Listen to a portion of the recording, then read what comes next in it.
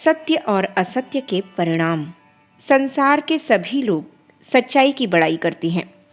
ऐसा कोई भी व्यक्ति नहीं मिलेगा जो मिथ्या आचरण और दूसरों को धोखा देने को भला कहे। पर यह भी एक साधारण अनुभव की बात है कि विरला ही व्यक्ति पूर्णतः सच्चाई को अपने व्यवहार में लाता है। इतना ही नहीं, जो व्यक्ति जितना अधिक दूसरों से सच्चे व्यवहार की आशा करता है, वह उतना ही स्वयं धूर्त होता है। धूर्त व्यक्ति को संसार के सभी लोग छल और कपट से भरे दिखाई देते हैं। वह अपने कपट व्यवहार की ओर दृष्टि नहीं डालता, पर दूसरों के कपट व्यवहार से सदा सतर्क रहता है। ऐसा व्यक्ति जितना भोले भाले लोगों की प्रशंसा करता है, उतना अपने जीवन में सत्य व्यवहार करने वाला नहीं देखा जाता। अब प्रश्न आता है कि सच्चे लोग सच्चाई की महिमा का बखान करें तो युक्ति संगत है। झूठे लोग क्यों सच्चाई की महिमा गाते हैं? वे लोग क्यों सच्चे लोगों की खोज में रहते हैं? संसार के प्रायः सभी लोग अपने आप सच्चे न होकर फिर सच्चेपन को क्यों अच्छा कहते हैं? और जब वे एक प्रकार के व्यवहार को अच्छा कहते हैं तो स्वयं तदनुकूल आचरण क्यों नहीं करते? प्रश्न के पहले भाग का उत्तर यह है कि सच्चे लोग जितनी सरलता से ठगे जा सकते हैं, उतनी सरलता से झूठे लोग नहीं ठगे जा सकते। यदि धूर्तों को सदा उन्हीं जैसों से व्यवहार करना पड़े तो उनकी धूर्तता का महत्व कुछ भी न रह जाए। ठगों को उनकी ठग विद्या से तभी लाभ हो सकता है जब दूसरे लोग ठगोरी करने को मिलते हैं। ठगों को भोले भाले आदमी प्रिय लगते हैं। जो व्यक्ति उनके नग्न स्वरूप को उन्हीं के सामने खड़ा कर दे, उससे बड़ा दुश्मन वे किसी दूसरे को नहीं मानते। हम सच्चाई की प्रशंसा आत्मरक्षा की भावना से करते हैं। हम दूसरों से ठगे नहीं जाना चाहते, अतएव सच्चे लोगों को भला कहते हैं। पर जब हम सच्चाई को भला गुण कहते हैं, तब अपने आंतरिक मन में हम स्वयं सच्चे बने और सब प्रकार धूर्तता और चतुराई से अलग रहें। इसका क्या कारण है? इसका कारण यही है कि हमने वास्तव में सच्चाई के महत्व को नहीं समझा। सच्चाई से व्यवहार करने वाला व्यक्ति प्रायः सांसारिक दृष्टि से घाटे में रहता है। अतएव हम मन ही मन सच्चाई को एक प्रकार की बेवकूफ़ी समझते हैं। बिरला ही व्यक्ति सच्चाई की मौलिकता को ठीक से समझा है। इसीलिए हमें अपने मन में अनेक युक्तियों से यह बिठालना आवश्यक है कि वास्तव में धूर्तता त्याज्य है और सच्चाई लाभकारी है। बड़े आश्चर्य की बात तो यह है कि जो व्यक्ति सारे संसार को अनेक प्रकार की युक्तियों द्वारा सच्चाई, कर्तव्य परायणता और सरलता की मौलिकता समझा सकता है, वही इन गुणों से वंचित रहता है। सच्चाई का उपदेश देने वाले व्यक्ति ही प्रायः बड़े धूर्त होते हैं।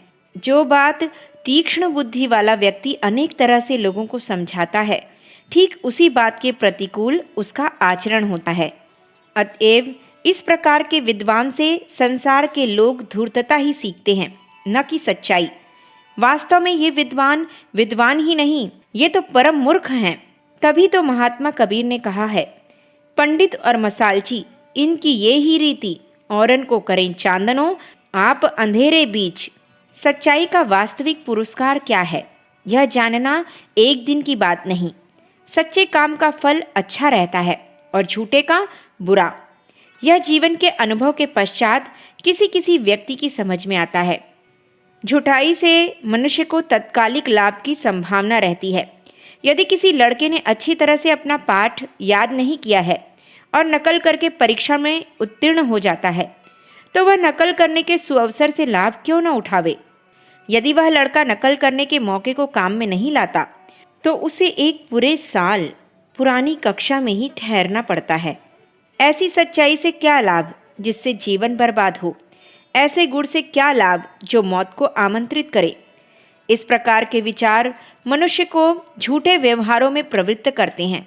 मनुष्य सदा छोटे मार्ग को ढूंढा करता है। इसी प्रवृत्ति के कारण वह सच्चाई के लंबे रास्ते को छोड़कर मिथ्यात्व में पड़ता है। इस प्रकार के आचरण से मनुष्य अंत में दुख भोगता है। इसका विचार उसे नहीं रहता। जब चोर चोरी करे, तब यदि वह यह सोचने लग जाए कि उसे प्रत्येक चोरी के लिए कभी न कभी दंड मिलेगा, तो वह कुमार्गगामी ही क्यों बने?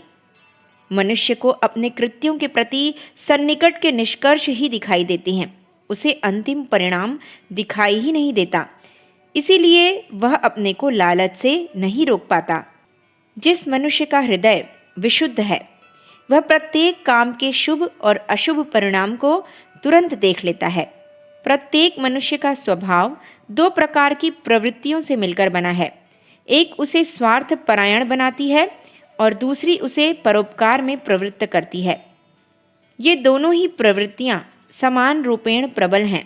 जब मनुष्य की स्वार्थ संबंधी प्रवृत्तियां प्रबल होती हैं तो वह छल कपट और धूर्तता से काम लेता है, और जब उसकी मानसिक प्रवृत्ति परोपकार की ओर जाती है अर्थात वह परमार्थ का चिंतन करता है, तो वह सच्चाई का मार्ग ग्रहण करता है। जो मनुष्य अपने आप के प्रति सतर्क है वह जब भी सच्चे मार्ग से विचलित होता है तो वह अपनी त्रुटि को तुरंत समझ जाता है और उसे उस भूल को सुधारे बिना चैन नहीं मिलता। प्रत्येक मनुष्य संसार को धोखा भले ही देता हो, वह अपने आप को धोखा नहीं दे सकता। दुराचारी का आत्मा उसे सदा कोसता रहता है। यदि दुराचारी मनुष्य अपने दुराचार को नहीं छोड़ता तो धीरे धीरे वह एक ऐसी स्थिति में पहुंच जाता है जहां से मुक्त होना असंभव हो जाता है। उसका एक न एक दिन विनाश निश्चित है। देखा गया है कि झूठे और मक्कार व्यक्ति को झूठे और मक्कार ही साथी खोजने पड़ते हैं। जब उसे ऐसे लोग नहीं मिलते तो वह भले लोगों की नीच प्रवृत्तियों को ही उभाड़ा करता है, जिससे दूसरे लोग उसकी बुराइयों का संसार में प्रदर्शन न करें। वह दूसरों की बुराइयों को सहता है, उनमें भी स्वार्थ बुद्धि का प्रचार करता है, किंतु इस प्रकार का व्यवहार अंत में उसको विनाशोन्मुख बना देता है। यह समझना बड़ा ही कठिन है कि प्रत्येक छल और कपट का कार्य हमें आध्यात्मिक हानि पहुंचाता है। जिस प्रकार चार सभी लोगों से डरता रहता है, इसी प्रकार मक्कार मनुष्य का मन सदा उद्विग्न रहता है। उसकी धार्मिकता की ओट उसे आंतरिक शांति नहीं देती। संसार के सभी पदार्थ मन की शांति के लिए हैं। मिथ्याचारी को संसार की और वस्तुएं क्यों न मिल जाएं, मन की शांति कदापि नहीं मिलती। उसका हृदय आंतरिक ज्वाला से सदा संतप्त रहता है।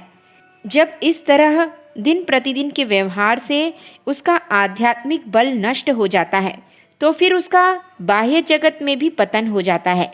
जैसे जैसे वह ऊंचा चढ़ता है वैसे ही उसकी तृष्णा भी बढ़ती जाती है। साथ ही उसमें ईर्ष्या, क्रोध, द्वेष आदि की दिनों दिन अधिकता होती जाती है। फिर वे उसके संसार में पतन के कारण बन जाते हैं। अस्तु सच्चाई का पुरस्कार अदृश्य है, यह ज्ञान की दृष्टि से जाना जा सकता है। सच्चा मनुष्य प्रायः दूसरों के द्वारा ठगा जाता है, पर उसे वे मानसिक यंत्रणाएं नहीं होती जो ठगने वाले चतुर व्यक्ति को होती हैं। उसे तस्कर की भांति सबसे डरते नहीं रहना पड़ता। उसका मन शांत रहता है, शीघ्र ऊंचे पद पर नहीं पहुंचता, पर कालांतर में उसका उत्थान अवश्य होता है जिसे कोई रोक नहीं सकता। धूर्तों की उन्नति अस्थायी होती है, सच्चों की स्थायी। सच्चा अपनी अवनत अवस्था में भी स्वर्गीय सुख का अनुभव करता है, परंतु धूर्त ऊपर से उन्नत दिखता हुआ भी अंदर से नारकीय यंत्रणा भोगता है। अखंड ज्योति, अगस्त सन 1952, पृष्ठ संख्या 8, 9, 10। हमारे YouTube चैनल विचार क्रांति दूत अखंड ज्योति पत्रिका को सब्सक्राइब करें एवं अगली वीडियोस प्राप्त करने के लिए बेल आइकन दबाएं। धन्यवाद।